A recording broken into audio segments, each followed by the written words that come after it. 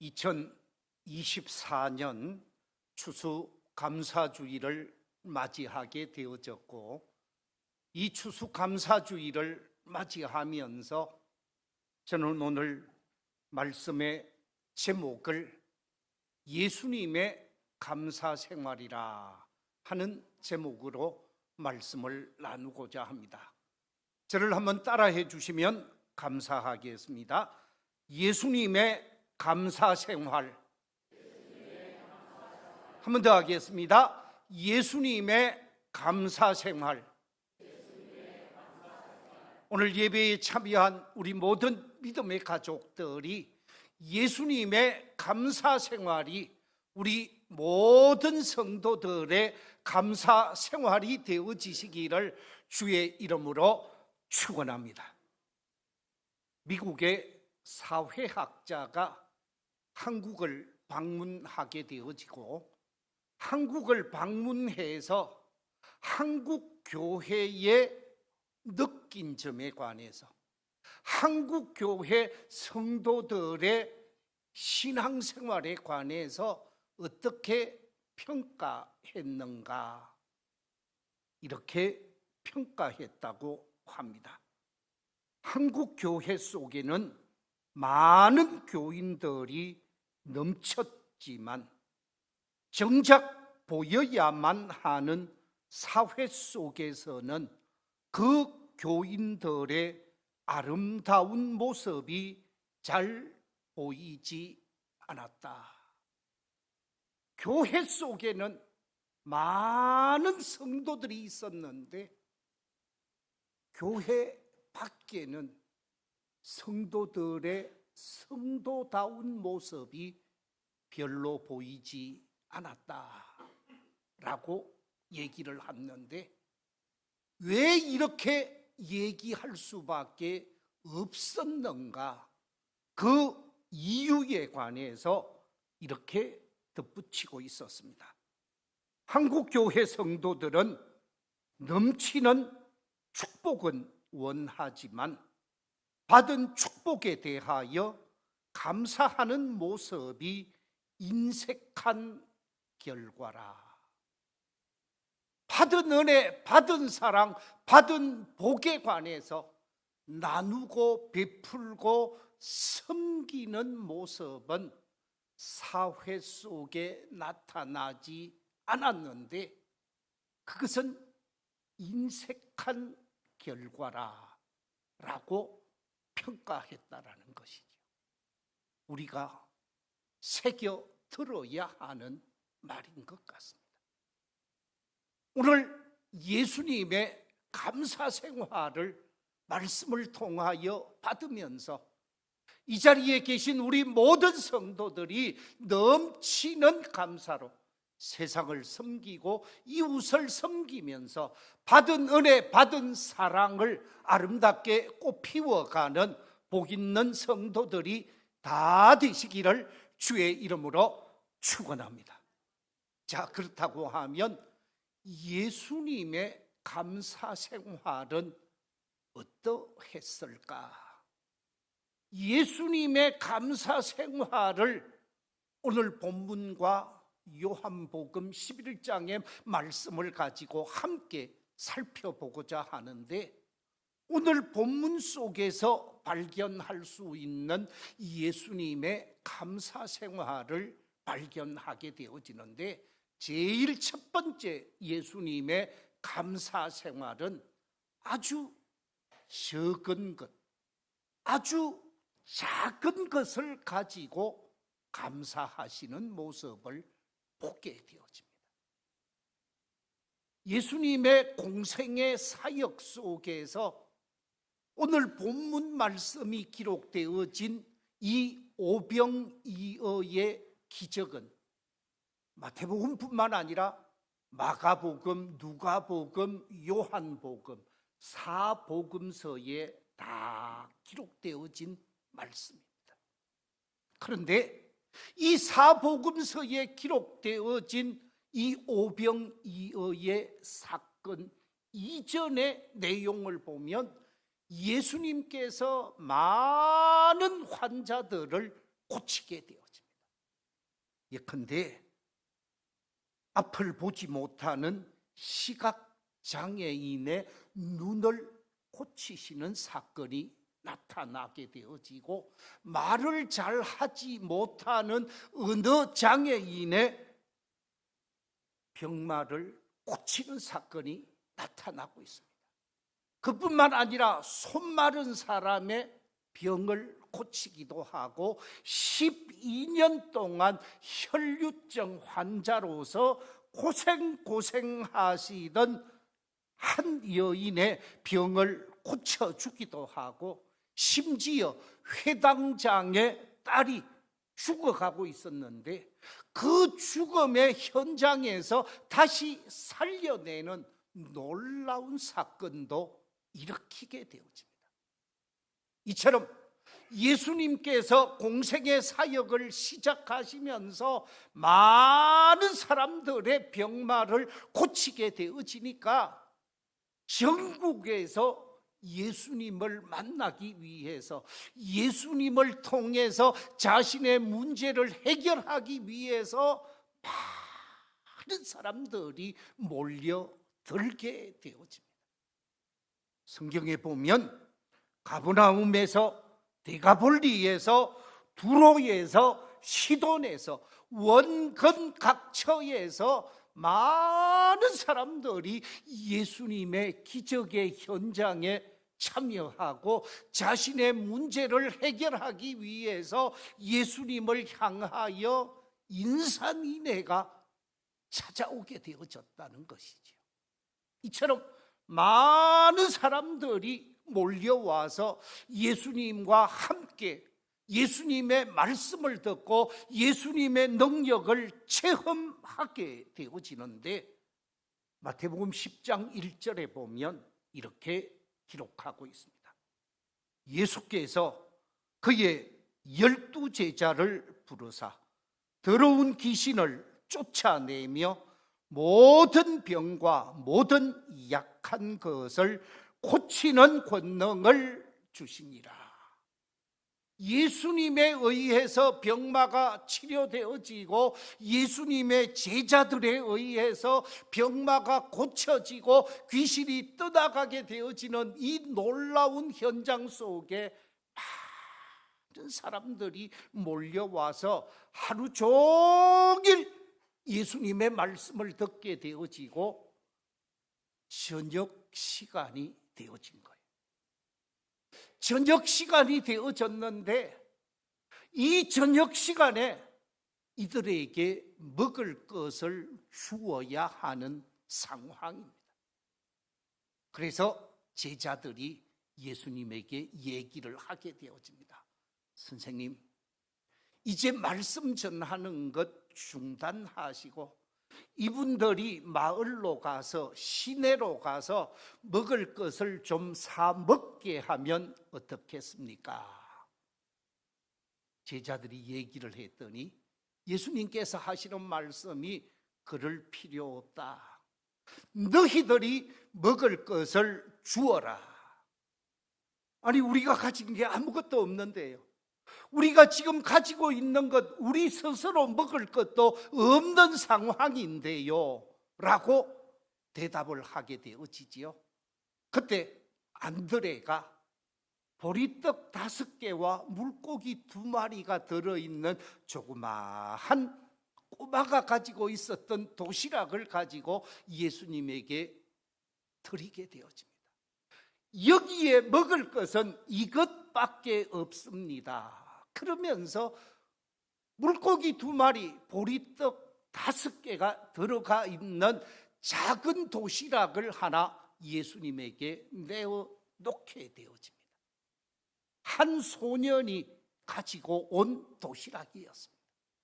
그런데 이 작은 도시락, 보잘것없는 도시락, 소년 한 사람이 먹어도 만족할 수 없는 도시락에 관해서 예수님께서 전혀 원망하지 않습니다. 그 작은 것에 관해서 전혀 나쁘게 표현하지 않습니다. 어떻게 합니까? 오늘 본문 속에 보니까 우러러 뭐 하셨다고요? 축사하셨다 그랬습니다. 하늘을 우러러 축사하셨다고 기록되어져 있는데, 이 말씀을 공동번역 성경에는 어떻게 기록하고 있는가? 이렇게 기록하고 있습니다. 예수께서 그것을 이리 가져오느라 하시고는 군중을 풀 위에 앉게 하셨다. 그리고 빵 5개와 물고기 2마리를 손에 들고 하늘을 우러러 감사의 기도를 드리신 다음 빵을 떼어 제자들에게 주셨다. 그러면서 개역 개정 성경에는 하늘을 우러러 뭐 하셨다고요? 축사하셨다라고 하는 이 말을 공동 번역에서는 번역하기를 뭐라고 번역되어 있습니까? 방금 읽었던 말씀처럼 하늘을 우러러 감사의 기도를 드리셨다. 축사하셨다라는 말씀은 감사하셨다라는 말씀으로 번역되어진 것을 확인할 수가 있습니다. 무슨 얘기냐? 아주 작은 것, 보잘것없는 것, 한 소년만이 먹어도 배부르지 않을 것, 그것을 가지고도 감사하시는 예수님의 모습을 발견할 수가 있습니다. 한마디로 얘기하면 작은 것, 적은 것에 관해서도 감사했다라는 것이죠.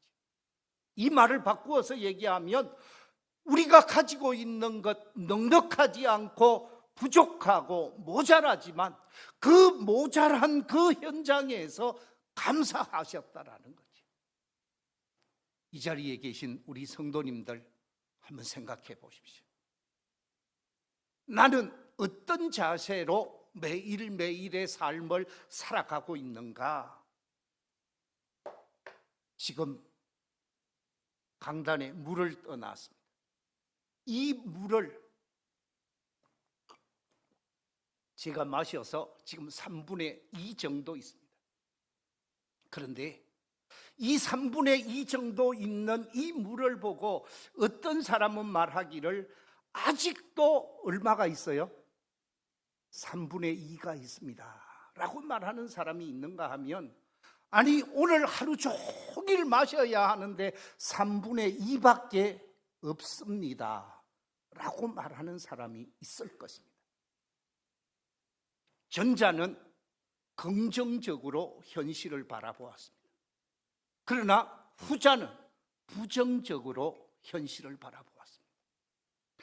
지금 보리떡 5개와 물고기 2마리 보잘것없는 것을 보고 어떤 사람들은 이것밖에 없습니다, 이것밖에 없으니 문제가 있습니다 그러면서 부정적으로 바라보는 사람들이 있는가 하면, 아직도 3분의 2가 있습니다, 아직도 우리에게는 조금 남아 있습니다 라고 말하면서 긍정적으로 보는 시선이 있다라는 거죠. 긍정적으로 바라보는 사람은 감사할 수 있습니다. 긍정적으로 바라보는 사람은 소망을 가지게 되어집니다. 긍정적으로 바라보는 사람은 현실에서 문제를 극복해 나갈 힘을 얻게 되어지는 것이죠. 예수님은 부정적으로 바라보지 않았습니다. 예수님은 보잘것없는 소년의 도시락을 나쁘게 부정적으로 바라보는 것이 아니라 희망을 가지고 감사하는 모습이 나타나게 되어졌다라는 것이죠. 우리가 이 땅의 삶을 살아가면서 어떤 삶의 자세가 필요할까? 예수님께서 아주 적은 것, 보잘것없는 것에 감사하는 이 모습을 보면서 우리도 적은 것에 감사하게 되어질 때 놀라운 기적이 나타나고 놀라운 역사가 나타나게 되어지면서 예수님이 들어 축사하시고 떼어 나누어 주게 되어질 때 장정만 5,000명이 먹게 되어지고 어린이와 여인들까지 포함하면 2만 명 이상이 문제를 해결하고 배고픔을 해결하는 놀라운 기적의 현장이 되어졌다는 것이지요. 그렇습니다. 우리 모두가 작은 것, 보잘것없는 것에 관해서도 감사로 화답하면서 믿음의 길을 펼쳐갈 수 있는 복된 성도들이 다 되시기를 주의 이름으로 축원합니다. 두 번째, 예수님의 감사 생활은 어떤 생활이었는가? 예수님의 감사 생활은 절망의 자리에서 감사하시는 모습을 발견하게 되어집니다. 요한복음 11장에 보면 예수님께서 사랑하셨던 나사로라고 하는 청년이 세상을 떠나게 되어집니다. 나사로가 살아있을 때 예수님이 좀 오셔서 나사로의 병을 고쳐달라고 요청을 했지만 예수님은 내려오지 않았습니다. 나사로가 세상을 떠나고 무덤에 묻히고 4일이 지나서 예수님이 나사로의 무덤을 찾게 되어집니다. 무덤 앞에서 나사로의 누이였던 마리아와 마르다가 절망 속에 울부짖고 있습니다. 그런데 이 나사로의 무덤을 찾아오게 되어진 예수님께서 마리아와 마르다를 위로하고 격려하고 그들에게 마음을 쓰는 것이 순서일 것입니다. 그런데 살아있는 마리아와 마르다를 위로하기에 앞서서 예수님이 어떤 행동을 취하는가? 이 나사로의 무덤을 찾아가서 예수님이 취하는 행동이 요한복음 11장 41절에 이렇게 기록되어져 있습니다. 같이 한번 읽어보겠습니다. 시작. 돌을 옮겨 놓으니 예수께서 눈을 들어 우러러 보시고 이러시되 아버지여 내 말을 들으신 것을 감사하나이다. 오해하기 아주 좋은 말씀을 하고 있습니다. 내 말을 들으신 것을 감사하나이다. 나사로가 죽기를 기다린 것처럼 말하고 있습니다. 그런데 이 문제는 조금 있다가 다루도록 하고, 나사로의 무덤 앞에서 하나님 앞에 감사하는 예수님의 모습이 표현되어져 있습니다. 나사로의 무덤이라는 말은 절망의 자리요, 죽음의 자리잖아요. 이 죽음 앞에서, 절망 앞에서 그 누구도 웃을 수 없는, 감사할 수 없는 자리에서 감사하나이다. 여러분, 지금 나사로가 어떤 사람입니까? 나이 많은 어른이 되어져서 장가를 가고 자녀를 놓고 살 만큼 살다가 세상을 떠났으면 호상이라고 생각을 하고 무덤 앞에서 감사한다고 말할 수 있을 거예요. 그런데 이 나사로는 아직 결혼도 하지 않은 청년입니다. 여동생 2사람이 있습니다. 이 여동생 2사람도 아직 결혼도 하지 않았습니다. 아버지 어머니가 세상을 떠나고 이 가정의 중심적 인물, 기둥 같은 인물이 나사로인데, 나사로가 세상을 떠났으니 이 집안에서는 말 그대로 절망적 상황입니다. 그런데 이 나사로의 죽음 앞에 가서 감사합니다 하고 절망적 상황 속에서 감사하고 있다는 것이죠. 쉽지 않은 감사일 것입니다. 우리가 절망적 상황 속에서 감사할 수 있을까? 쉽지 않습니다. 그러나 예수님께서는 그 절망적 현실 속에서 감사하시는 모습이 나타나고 있다는 것입니다. 성군 다윗을 여러분 한번 생각해 보십시오. 다윗은 그야말로 인생 파란만장한 인생을 살아온 사람입니다. 이 성군 다윗이 시편 23편에서 뭐라고 고백하고 있습니까? 우리 시편 23편의 말씀을 같이 한번 읽어보겠습니다. 시작. 여호와는 나의 목자시니 내게 부족함이 없으리로다. 그가 나를 푸른 풀밭에 누이시며 실만한 물가로 인도하시는도다. 내 영혼을 소생시키시고 자기 이름을 위하여 의의 길로 인도하시는도다. 내가 사망의 음침한 골짜기로 다닐지라도 해를 두려워하지 않을 것은 주께서 나와 함께 하심이라. 주의 지팡이와 막대기가 나를 안위하시나이다. 주께서 내 원수의 목전에서 내게 상을 차려주시고 기름을 내 머리에 부으셨으니 내 잔이 넘치나이다. 내 평생의 선하심과 인자하심이 반드시 나를 따르리니 내가 여호와의 집에 영원히 살리로다. 아멘. 다윗은 사망의 음침한 골짜기를 다니고 있었다고 그랬습니다. 이 사망의 음침한 골짜기, 절망의 자리지요. 희망이 없는 고통의 자리를 다윗은 다닐 수밖에 없었습니다. 그럼에도 불구하고 그 절망의 자리, 사망의 음침한 골짜기에서 하나님께 찬양하고 하나님께 감사하고 있는 모습을 이 시편 23편 속에서 보게 되어집니다.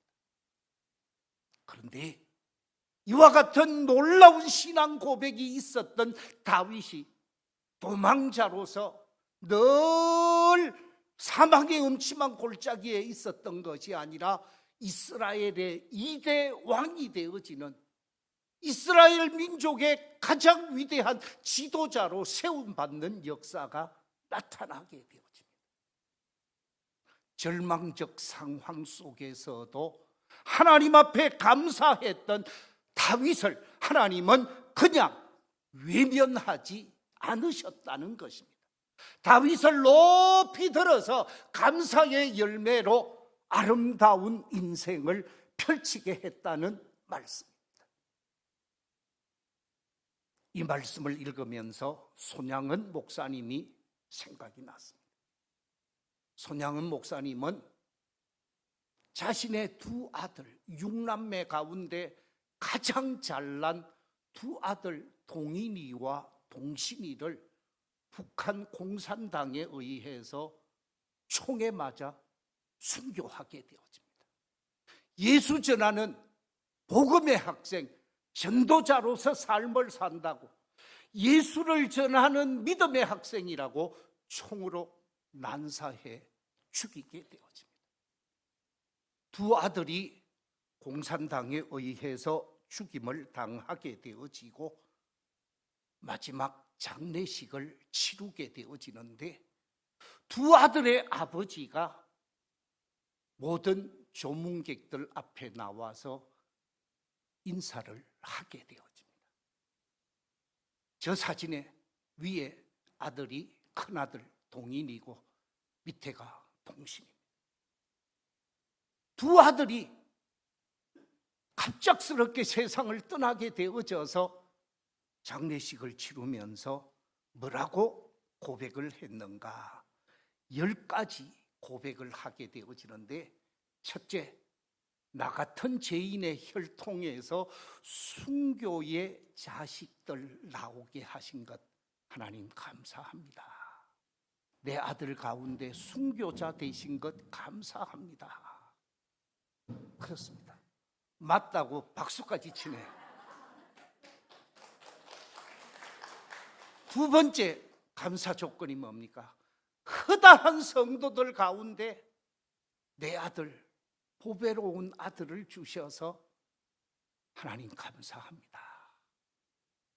허다한 사람들 가운데 내 아들이 보배로운 순교자 되게 하셨으니 감사합니다 그랬습니다. 세 번째 감사가 뭡니까? 삼남 삼녀 중에 가장 아름다운 두 아들 장자와 차자를 하나님께 드리게 되어진 것 감사합니다 그랬습니다. 네 번째가 뭡니까? 한 아들의 순교도 귀하다고 말할 수 있는데 두 아들이 순교하게 되어졌으니 하나님 감사합니다 그랬습니다. 다섯 번째, 예수 믿다가 누워서 반듯하게 자면서 죽는다든지 누워서 죽는 것도 감사한 일인데 총살당하면서 순교하게 하셨으니 감사합니다 고백했습니다. 여섯 번째, 미국 유학 가려고 큰아들이 고등학교를 졸업을 하고 유학을 준비했던 것 같습니다. 큰아들 미국 유학 가려고 했는데 미국보다 더 좋은 어디 갔다고요? 천국 갔으니 내 마음 안심되어 감사합니다. 일곱 번째, 나의 사랑하는 두 아들을 총살한 원수 안재선이라고 이 친구가 두 아들을 총살시켰습니다. 안재선을 자신의 사랑하는 양아들로 삼을 수 있는 마음 주셔서 감사합니다.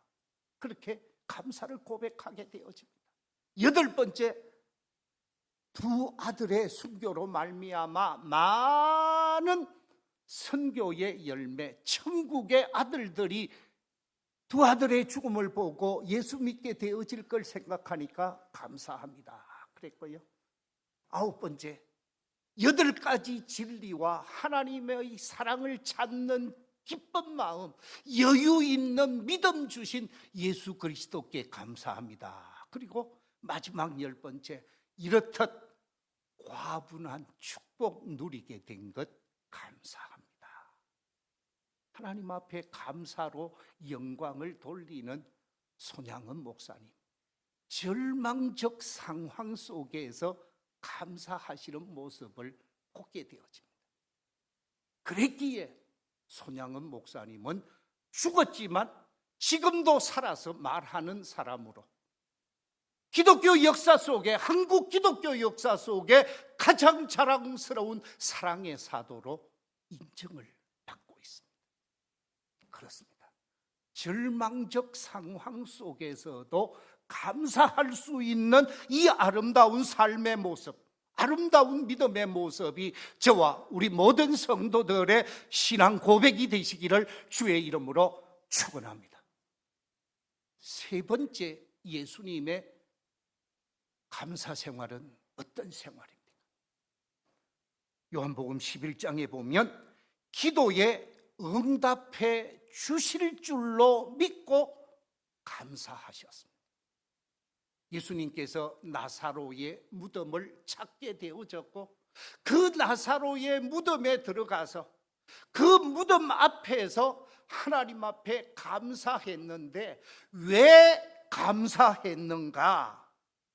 요한복음 11장 41절 다시 한 번 더 읽어보겠습니다. 시작. 돌을 옮겨 놓으니 예수께서 눈을 들어 우러러 보시고 이러시되 내 아버지여 내 말을 들으신 것을 감사하나이다. 내 말을 들으신 것을 감사하신다. 이 말은 이미 나사로야 나오너라, 죽은 나사로가 살아날 것을 믿고 감사했더라는 거예요. 그렇습니다. 지금 예수님께서는 하나님께 기도하고 있는데 죽은 나사로가 살아나서 살아남으로 인해 많은 사람들이 살아나신 나사로를 통해서 예수님의 능력과 예수님의 권능에 감격하면서 기적을 경험하기를 기대하며 감사 기도를 드렸는데 이 감사 기도대로 그대로 나사로가 살아나게 되어집니다. 어떻게 살아나게 되어졌는가? 나사로야 나오너라 얘기를 했는데 그 말이 떨어지자마자 요한복음 11장 41절 우리 같이 한번 읽어보겠습니다. 시작.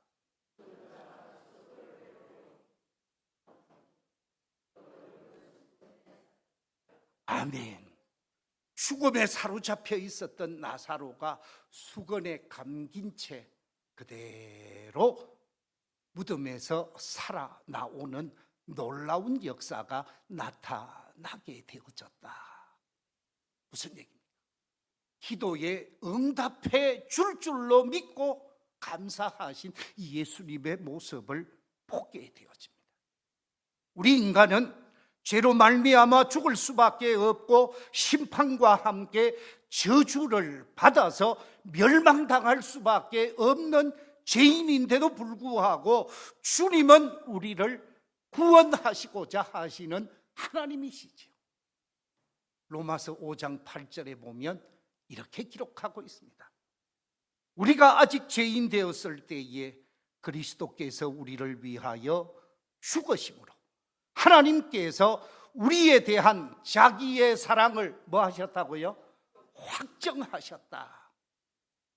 주님은 우리를 사랑하셔서 살리시고자 하신 분이고 주님의 기도대로 살아나게 되어졌다는 것이죠. 그렇습니다. 예수님이 이 땅에 오셔서 우리를 구원해 주셨는데 우리를 구원하심에 있어서 어떻게 구원하셨습니까? 요한복음 5장 24절에 보면 예수님의 구원의 역사를 이렇게 기록하고 있습니다. 내가 진실로 진실로 너희에게 이르노니 내 말을 듣고 또 나 보내신 이를 믿는 자는 무엇을 얻었다고요? 영생을 얻었고 어디에서? 심판에 이르지 아니하나니 사망에서 생명으로 옮겼느니라. 할렐루야. 사망에서 생명으로 옮겨주시는 놀라운 구원의 역사를 베풀어 주신 분이 우리 주님인 줄로 믿습니다. 그 주님의 구속의 은총, 구원을 받은 사람이 저희들입니다. 주님이 누구보다도 사랑하는 사람들이라는 거지요. 사랑하는 하나님의 백성들이 하나님께 기도하면 응답해 주실 것을 약속하셨습니다. 그렇기 때문에 우리는 응답해 주실 줄로 믿고 감사로 영광을 돌릴 수 있는 아름다운 믿음의 사람들이 되셔야 하는 줄로 믿습니다. 그렇습니다. 예수님의 감사 생활, 예수님의 감사 생활은 말 그대로 우리가 본받아야 하는 감사 생활입니다. 누가복음 17장에 보면 10명의 한센병 환자가 다 고침받았다고 그랬습니다. 그런데 그 10명의 문둥병 환자, 이 한센병 환자가 다 고침을 받았지만 감사하며 주님께 돌아와서 감사로 화답한 사람은 사마리아 사람 한 사람밖에 없었다. 누가복음 17장에서 말씀하고 있습니다. 우리 누가복음 17장 17절 이하 19절 말씀 같이 한번 읽어보겠습니다. 시작. 예수께서 대답하여 이르시되 10사람이 다 깨끗함을 받지 아니하였느냐? 그 9은 어디 있느냐? 이 이방인 외에는 하나님께 영광을 돌리려 돌아온 자가 없느냐 하시고 그에게 이르시되 일어나 가라. 네 믿음이 너를 구원하였느니라. 아멘. 10명 가운데 한 사람이 돌아와 감사하니까 감사한 그 사람에게 구원을 선언하고 있습니다. 육신의 건강뿐만 아니라 영적인 구원을 말씀하고 있다는 것이죠. 우리가 하나님 앞에서 어떤 믿음의 길을 걸어가고 있는가, 우리 자신을 돌아보면서 예수님의 감사 생활, 세 가지 감사 생활을 말씀드렸습니다. 그 첫째가 무엇입니까? 예수님의 감사 생활. 첫째는 아주 작은 것, 적은 것에 감사하시는 모습을 보게 되어집니다. 두 번째, 예수님의 감사 생활은 절망의 자리, 정말 힘겨운 자리에서 감사하시는 예수님의 모습을 보게 되어집니다. 세 번째, 예수님의 감사의 생활은 기도에 응답해 주실 줄로 믿고 감사하시는 주님의 모습을 보게 되어집니다. 이 예수님의 감사 생활이 오늘을 살아가고 있는 저와 우리 모든 성도들의 감사 생활이 되어져서 하나님의 더 큰 은혜와 더 큰 복을 체험할 수 있는 복 있는 성도들이 다 되시기를 주의 이름으로 축원합니다.